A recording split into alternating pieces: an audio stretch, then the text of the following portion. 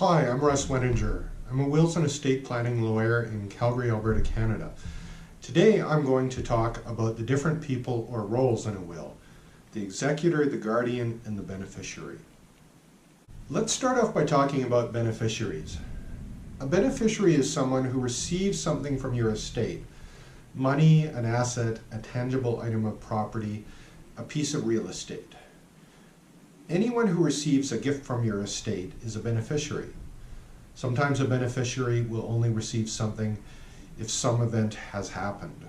For example, you may appoint your spouse as the sole beneficiary of your estate and then also name your children as beneficiaries of your estate in the event that your spouse dies before you.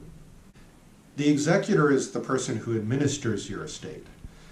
The executor sees that taxes and debts owed by the estate are paid and that the beneficiaries of the estate receive what is coming to them.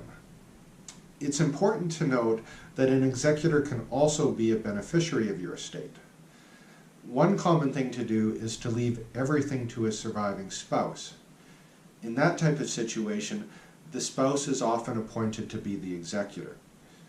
Another common situation, if you are widowed and have children, is to leave everything to your children. In that type of situation, one or more adult children would be appointed to the role of executor. It's also important to note that a person can have more than one executor. If you think it makes sense to do so, you can appoint two or more people as co-executors. It is also a good practice to have at least one alternate executor in case your first choice for executor has died before you. If you have children who are not yet adults, it's a good idea to appoint someone to be a guardian of the children. A guardian will take on the role of raising your children if something happens to you. Typically, you would appoint at most two people to act concurrently as guardians, and if you picked two people, there would be a couple, either married or common law. I typically don't recommend picking two concurrent guardians who don't live in the same household. A person may also choose alternate guardians in case a person's first choice is unable to take on the role for any reason.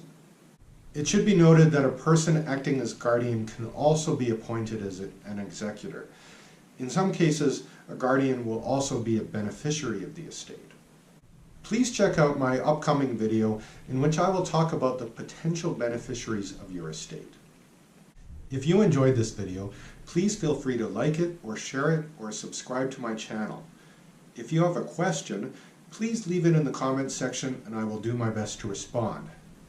While I don't want to give specific legal advice in the comments section, I will try my best to answer general questions, provided it is understood that my responses to comments should not be taken as legal advice, that social media interactions are not considered lawyer-client interactions, and that your safest course of action is to consult directly with me or another lawyer if you have a legal issue or would like to prepare a will.